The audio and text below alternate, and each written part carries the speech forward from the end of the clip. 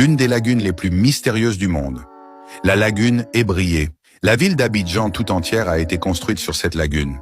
C'est l'un des endroits avec le plus de génie du monde. D'après les anciens, la lagune n'est pas une simple lagune. La lagune Ébrié serait un être vivant qui respire, qui entend et qui juge. À une époque à Abidjan, plus de 1800 personnes perdaient la vie dans la lagune chaque année. On dit que toute personne qui rentre dans l'eau avec de l'argent se fait emporter par des djinns et personne ne peut les retrouver.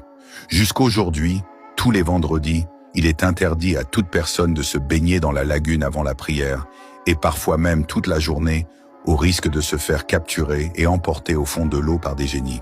Quand je partais là-bas avec les amis après le PS, des gens nous disaient de ne jamais pisser ou jeter des déchets dans la lagune la nuit et de ne jamais se moquer des histoires de génies à voix haute près de l'eau. Un des habitants m'a même averti de ne jamais appeler quelqu'un par son nom sur l'eau la nuit car des djinns peuvent le cibler et lui arracher sa capacité de faire des enfants toute sa vie. On dit que quand la lagune prend un corps, elle ne le rend jamais. La faute était rejetée contre Mami Wata, qui serait la mère des djinns, mais personne n'a réussi à le prouver jusqu'aujourd'hui.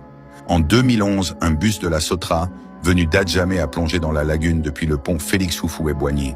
Certains ont été repêchés, mais les autres n'ont jamais été retrouvés, même le chauffeur. Je suis allé filmer moi-même en temps réel à cause du manque d'images sur Internet. La lagune et l'océan Atlantique sont collés, mais ils ne se mélangent jamais, car d'après les dires, la lagune a ses djinns et l'océan aussi a ses djinns. Ces deux puissances ne se soumettent pas l'une à l'autre.